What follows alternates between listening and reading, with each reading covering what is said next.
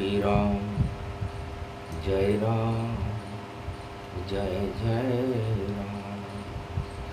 जय सिया राम जय हनुमान संकट मोचन कृपा निधान। भारत का कर दो कल्याण नवरात्रि का पर्व महान। वाणी करे राम गुणगान करो प्रजा का अब कल्याण। सबसे बड़ा सुख राम हमारा और आत्मा में रस इसका प्यारा। माया मन को जानिए और आत्मा को श्री राम। जिसके ही में राम जानकी उसका हो कल्याण। इन्हें रमाए रहो रमण में और आत्मा रमण दिखाए। जो श्री राम का रमण करे तो अमृत प्रकट हो ही जाए। अजर अमर है आत्मा अजर अमर है राम। 9 दिन का नवरात्रा भज लो शुभ श्री राम। दीर्घैनम श्रवण पटे यतिवरा महावाक्य जनार्दन सच्चिदानंद त्वं शरणं ब्रजेश। यादवेन्द्रम दयादाता पुंडरीक्षा क्षीरसागर शयनम कमल नयनम नमस्तुते नमामि श्री हरि। धैर्य से जिसको धारण किया जाता है, कर्णपटमों से जिनका पान किया जाता है, ऐसे सच्चिदानंद भगवान श्री यादवेंद्र सरकार को मैं नित्य ही चिंतन करता हूँ, नमन करता हूँ। जिनको नमन करने से मंगल आदि मंगल तो हो ही जाते हैं, साथ ही में बहुत बड़ा बल मिलता है मनुष्य को। एक समय की बात भवानी और बोल रही कल युग में वाणी। धर्म सभा एक मंच सजावा और कुमारी का क्षेत्र लगावा। जहाँ तपे शंभु कैलाशी और कमल रूप कमलासन वासी। धर्म सभा नवरात्रा और लगे लगाए लगान। राम प्रवचन करने लगे वहाँ शंभु भगवान। तब शिव नाम सतनाम जो जाना। शिव सतनाम करे कल्याणा। शिव सतनाम रामायण जानो। शिव के मुख से अवतरण ही मानो। 100 करोड़ रामायण का और शिव करते हैं पाठ। 1.25 लाख की समाधि और फिर भी राम के ठाठ। राम नाम भगवान शंकर को कैलाशपति बना देता है। एक समाधि 1.25 लाख वर्ष की होती है। 12 रुद्र और भगवान शिव राम में ही रमण करते हैं। इस राम को भारत में बुलाने का काम यदि कोई करता है तो उनका नाम है शिव। सत्ता से शिव सब दूर रहे और उन्हें सत्य से प्रेम। सत्य रूप है राम जी और ये अखंड बल ने।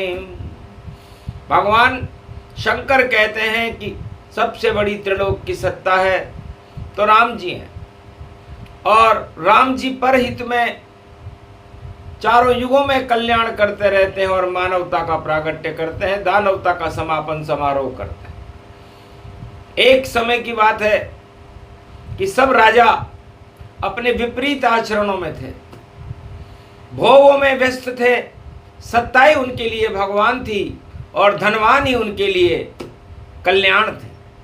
तो धनवान बन गए शिव राजाओं के लिए, और सत्ता भोग का विषय बनी, और रोग फैल गया सारे जग में, जिसका नहीं कोई धोरी धनी। तड़प तड़प कर मरने लग गए जो भी कर रहे भोग।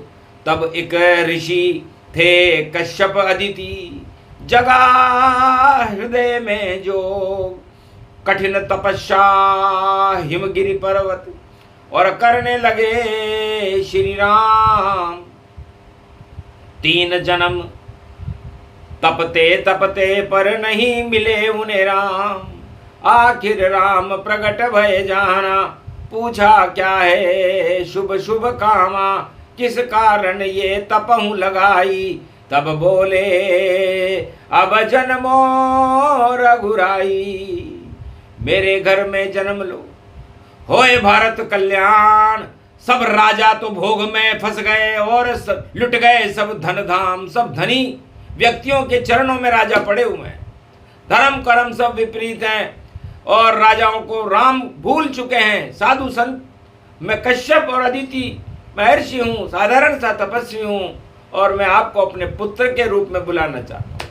यदि सफल मेरी तपस्या तो अवध पधारो राम, और मैं दशरथ बन जाऊंगा और आप दशरथ नंदन राम। आप नंदन बन जाना और भारत को नंदन कानन कर देना। नवरात्रा की सप्तमी तिथि व्यापक गति थी और सप्तऋषि गति बल पाया, और दिया वरदान राम विष्णु ने, जाओ अवध में जन्माया। लेकिन राम भूलना कभी नहीं, छोड़ना राम न साथ। सत्ता अयोध्या सभी छोड़ दो, पर राम न छूटे जात। तो तेरे घर जन्मूंगा और दिया तुझे वरदान। सारे राजा भोग में फंसे और सत्ता बनी भगवान। तब कश्यप और अदिति को वरदान देकर के भगवान नारायण अदृश्य हो गए।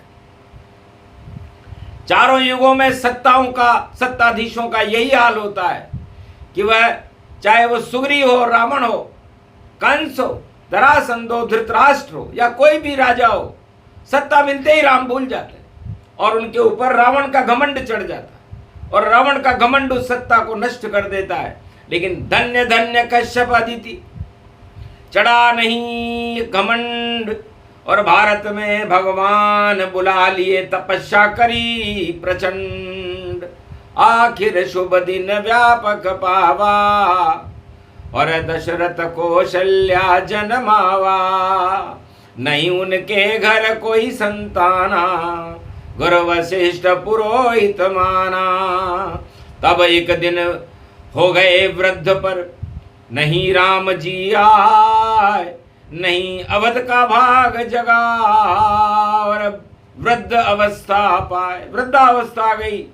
तब गुरु वशिष्ठ से दशरथ जी ने पूछा, महाराज हमारी पूर्व जन्म की तपस्या का फल क्या है? क्या तपस्या का फल मिलता है? क्या राम जी भारत में जन्म लेंगे? वरदान तो दिया था। तब कहा, भूल गए सब सुधि बुधि, विप्रधेनु सुर संत हित लीन मनुज अवतार। निश्चित अवध में जन्मेंगे चारों राजकुमार, 4 चतुर्भुज स्वयं अवध में देखो प्रगटेगा। संगी ऋषि बुलाता हूं और तुम यज्ञ को देहो रचाए। नवरात्रा की सप्त ऋषि बुलवाए, यज्ञ करने बैठ गए और गुरु वशिष्ठ मुनि राय। यजो माही हाविता सर्वशक्ति अग्नि रूपम, राम स्वरूपम प्रचंड तप तेज तत्व रूपम। राम शक्ति प्रागट्यम श्रृंगी ऋषि आहनम। इतने में श्रृंगी ऋषि आए अवध के माय, और हवन आहुति दी अग्निदेव को, और राम को लिया बुलाए।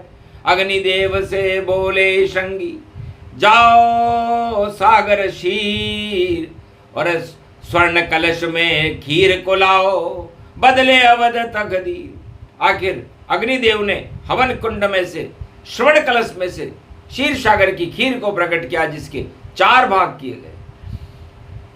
3 रानियां 4 भाग और उनको दिए खिलाए, और गर्भ ठहर गया रानियों के और राम जन्म गति पाए। रवि पुष्य विक्रमी संवत 2082 है, और दानवता का सत्यानाश हो, और राम प्रगट अवदासी है। अवध में राम जन्म गति जान, रवि में पुष्य पड़ गयो आन। आखिर भय प्रगट कृपाला, और कलयुग में भी योगा। अरे जो सत्ताधीश भोग रहे हैं, सत्ता का ये भोगा, उनका आ गया देखो काल। और जन्मे दशरथ के घर लाल, धन्य धन्य ये योग पड़ा है भारत में कलिकाला। अरे सारे कलंक हट जाएंगे रे भैया, जन्मे राम जी लाला। धन धन अवध को यो है भाग। तो भय प्रकट कृपाल राम अवतार, दीन दयाल दशरथ नंदनम, कौशल्यानंदनम, सुमित्रा केकई नंदनम नंदनम, अवध चंदनम वरदायकम व्यापकम, श्री राम जन्म गति श्रुतिबति धारा। अंधकार हट गया सारा, सूरज राम चमक चमकावा, और दशरथ के घर राम जन्मावा। मिली सूचना दशरथ को, जन्म राम गए पाए। राम लखन और भरत शत्रुघ्न 4 रतन जन्माए। चारों दिशाओं में, चारों युगों में, और अमर है इनका नाम। भाग जग गए अयोध्या के, और हो गया सब शुभ काम। इस तरह रवि पुष्य नक्षत्र चैत्र शुक्ल पक्ष रामनवमी को भगवान मर्यादा पुरुषोत्तम राम का जन्म हुआ। योग पड़ा कलयुग में भी, और हम भी राम जन्माएंगे। और राम हमारे रक्षक हैं, वह इस भारत को बचाएंगे। सत्ताधीश तो बचा नहीं सके, झूठे लेते राम। उन्हें सत्ता से मतलब है, राम से उन्हें क्या काम। धनवानों के पीछे घूमे, और धनपति उनके भगवान। नहीं ज्ञान उनमें रहा, छाया है अज्ञान। तो रावण नीत भोग गति जाना, लंका में करे अनुसंधाना। माल्यवंत गुप्तचर ने और दिया गुप्त संदेश, महाराज अयोध्या में राम जी कर गए प्रवेश। सत्ता आपकी नहीं सुरक्षित, आए आपका काल, यही सूचना देने आया माल्यवंत मुखपाल। आपका मुख्य सचिव आपको सूचना देता है। दानवतावादी शक्तियां और भोगवादी शक्तियां और सारी सत्ताओं में कलबला मच गया है कि हमारी ताज गिर जाएंगे, क्योंकि राम का प्रागट्य अयोध्या में हो चुका है, और वह मर्यादा पुरुषोत्तम राम है। और दानवता का कलंक हटा करके मानवता का प्रागट्य करके राम राज्य की स्थापना करना ही उनका मुख्य उद्देश्य है। विप्रधेनु सुर संत हित लीन मनुज अवतार। विप्र गाय, धैनु ब्राह्मण और गाय की रक्षा करता। ब्राह्मण गोपालक होते, और गो अमृत का स्वरूप है, क्षीर सागर है, बैकुंठ को कहते, जहां कामधेनु रमाती है। और विप्र जहां पर वेद पाठ करते, सुर देवता जहां पर निवास करते, और संत उस वाणी का श्रवण करते हैं। तो विप्रधेनु सुर संत हित लीन मनुज अवतार, कलयुग में भी हो गया देखो भारत का उद्धार। रवि पुष्य में राम जी अवध में जन्मे जाए, लेकिन सत्ता बहुत बुरी बला है, और धक्का राम मिल पाए। तब गुरु वशिष्ठ ने दशरथ से कहा, दशरथ पुत्र तो तेरे राम हो गए और रतन है अनमोल, कभी न इनको त्यागना, यही हमारा बोल। बोल कर प्रतिज्ञा मेरे सामने कि राम देत नहीं बनत गुसाई, और बोले दशरथ कृपण वचन की नाई। आखिर विश्वामित्र जी राम जी को लेने आ गए। उन्हें पता चला कि राम का सूर्य अयोध्या में उदय हो गया, दानवता का समापन समारोह है, तो क्यों नहीं राम जी के दर्शन किए जाएं और उनको विद्या सिखला करके दानवता का समापन समारोह कर दिया जाए। और जब राम जन्म के बाद विश्वामित्र आए, तब दशरथ जी ने कह दिया कि राम देत नहीं बनत गुसाई। तो भारत में एक संत हुए कश्यप और अदिति, जिन्होंने राम को बुलाया और भगवान राम ने आनंद लिया उनका कि दशरथ जी में ताकत कितनी है। तो आखिर दशरथ जी ने मना कर दिया। राम भी हंसे कि थोड़ी सी देर मना तेरी, ये तो सब केवल दिखावा है, और राम नाम तुझे छोड़ना पड़े, ये सब राम की माया है। आखिर राम को छोड़ना पड़ा ये दशरथ राज। अरे सत्ता ऐसी चीज है, और छा जाता अज्ञान, तो सत्ता में अज्ञान छा जाता। आखिर जिस राम को देने में बड़े दशरथ जी कंजूस हो रहे थे, उस राम को सत्ता से त्याग करवा दिया, वही दशरथ है, वही अयोध्या है। कलयुग में भी वही है, सतयुग में भी वही थी, त्रेता में भी वही है। तो देखो, प्राण जाय पर वचन न जाई, रघुकुल रीत सदा चली आई, पर जब जब सत्ता मिल जाई, राम भूल गए राजा पाई। सारे राजा राम जी को भूल जाते हैं। दशरथ जो कश्यप और अदिति थे, जिन्होंने 3 जन्म तक तपस्या करने के बाद राम को अपने पुत्र बनाने का वरदान लिया था, वह राम जी को सत्ता छोड़ने के लिए बाध्य कर रहे हैं। सत्ता बुरी बला है, और ये न 12 कला है न 16 कला है, ये तो अला और बला है, और इसमें सारा संसार चला है। तो जब से गए राम और सीता, धर्म कर्म सब हुए विपरीता। तो अयोध्या में ऊंधे तबले हो गए। जो कश्यप और अदिति राजा दशरथ राम जी को जन्मने के का श्रेय जिसके माथे पर था, जो रघुकुल वंश के सूर्य थे, उस सूर्य को राजगद्दी के खातिर हटा दिया। अंधेरा छा गया भाई, छा गया भाई, छा गया भाई, छा गया, मजा तो राम जी को आ गया भाई, आ गया भाई, आ गया। हंसे राम लखन सीता, भरत शत्रुघ्न जान, भैया कैसा खेल खेल रहे ये भारत में भगवान। राम की लीला राम ही जाने, और न जाने कोई, सब सत्ता में उलझे हैं, और खेल शुरू अब होए। तो सब सत्ता वाले डूब जाएंगे, जो बैठे सत्ता जान, और खेल करेंगे कलयुग में भी देखो राम भगवान। तो राम भगवान के जाते ही सूर्य का अयोध्या से बाहर निकलते ही अंधकार छा गया। राजमहल में अंधेरा, दशरथ हुए गमगीन, सत्ता कितनी चालाक है, और राम जंगल की ओर चले गए। राम, लक्ष्मण और सीता, नववधू नेपाल से आई, क्या हालत दशरथ करवाई। सत्ता सुख में उलझ गए, और मात के कई जान, किया परीक्षण के कई, तो भूल गए सब ज्ञान। दशरथ भूल गए और सब ज्ञान, दशरथ छायो है अज्ञान। राम को देश निकाला, दे दिया 14 बरस बनवास। अरे सत्य नहीं अब भारत रहेगा, सत्य चला बनवास। सत्ता अवध में देखो अंधकार, अवध अंधेरो छा गयो भैया, और राम निकल गए बाहर। अरे गरीबों के से मिलेंगे राम जी, और नहीं रहेगी अमावस कोल की रात, भील बनवास 14 बरस राम बनवास। कंदमूल फल करही आहारा, और हो गया राम प्रकाश।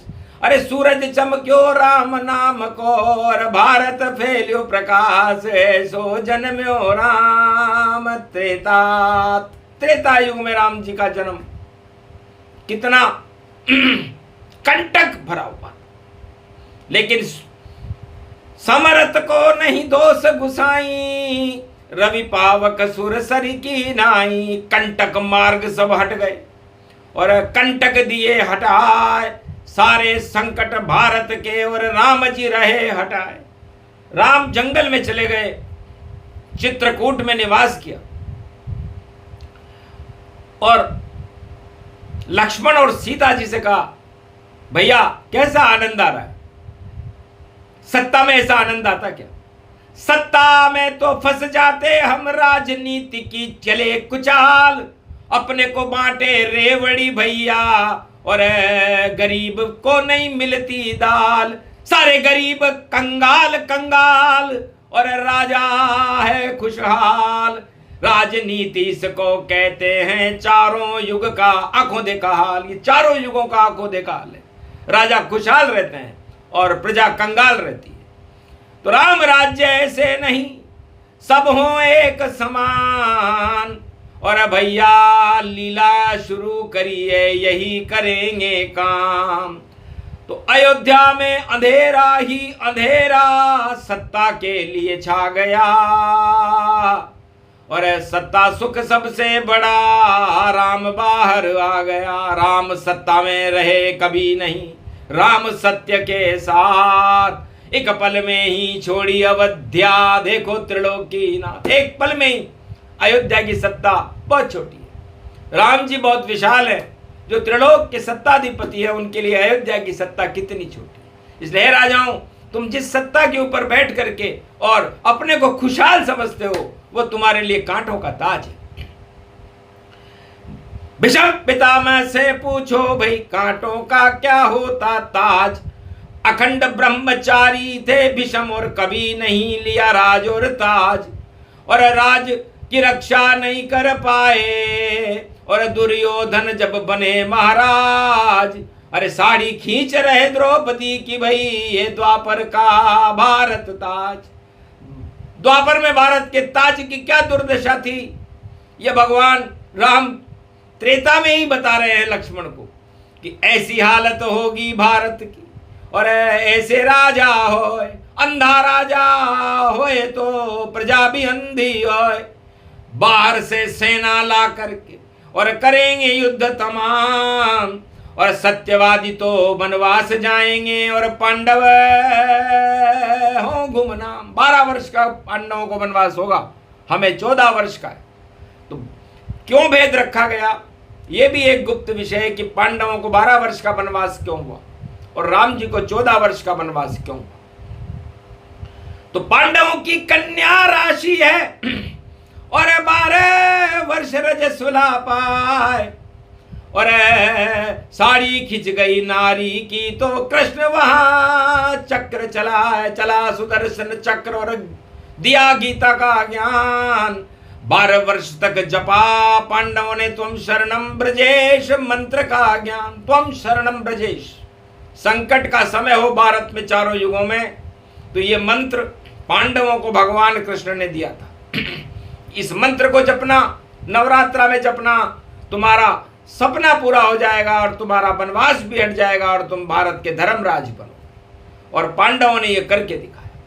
सोही मंत्र विभीषण दीना, और लंक नरेश पवन सुत कीना। यही मंत्र त्वम शरणम ब्रजेश, हनुमान जी लंका में विभीषण को देकर के आए कि तू ही राम नाम जपता, लंका की सत्ता काली है। और तू मिलना लात पड़े जब भैया, तो राम के मने दिवाली है। तू ही राजा बने लंक का, जप लेना हरि नाम। ये मंत्र द्वापर का है, पर देऊं तुझे हनुमान। हनुमान जी ने ये मंत्र त्रेता युग में द्वापर का मंत्र त्वम शरणम ब्रजेश रामायण में अंकित है। सोई मंत्र विभीषण दीना, लंक नरेश पवन सुत कीना। और विभीषण ने जपा, लात खाई और 6 महीने में लंका का राजा बन गया। 6 महीने में पांडव भारत के धर्मराज बन गए। और यही मंत्र अब कलयुग में जरूरत है, क्योंकि काल ही काल काल गति जाना, सत्ता सुख सबसे ऊंचा माना। सत्ता सुख सब झूठा है और सत्य का सुख है राम। भारत वालों कभी न जाना सत्ता के साथ और जप लो राम का नाम। नवरात्रा में शुभ शगुन 1 अरब गति हो, एक नाम का 1 अरब फल मिल रहा है इस कलयुग के इस नवरात्रा में 2082 और अंग्रेजी में 2025। इसलिए बहुत महत्व का समय है और सत्ता में नहीं गवाए, सत्य के साथ रहना भारत वालों। तो कल की अवतार प्रगटा है, क्योंकि 21वीं शताब्दी में कलयुग का मध्यांतर है। विक्रमी संवत 2082 है, 5000 वर्ष का कलयुग है और 32 वर्ष कलयुग को हो चुके हैं। मध्यान्ह काल 2050 में हो चुका था और उसके 32 वर्ष आगे निकल चुके हैं। इसलिए मध्यान्ह काल में अवतार भारत के रक्षक बन आएंगे और भारत में राम राज देखो राम जी अब लाएंगे। संकेत हमको मिल गया रवि पुष्य में ही आएंगे। और दशरथ है हर आत्मा उसमें प्रकट हो जाएंगे। तो अपनी अपनी आत्मा दशरथ इसमें हो, 10 इंद्रियां दशरथ होती हैं। इनके दरवाजे बंद रखो और आत्मा का दरवाजा खोल करके राम का आह्वान करके त्वम शरणम ब्रजेश मंत्र का जाप करो, तो आपका कल्याण है। और भारत नई सदी का विश्व गुरु, जगत गुरु, त्रिलोक गुरु और शांति का संदेश सारे संसार में प्रसारण करेगा। हथियार सब धरे रह जाएंगे। अमेरिका, रूस, चीन, जापान, पुतिन, इजराइल, ईरान सब फूल रहे हैं, हथियारों पर छा गया है अज्ञान।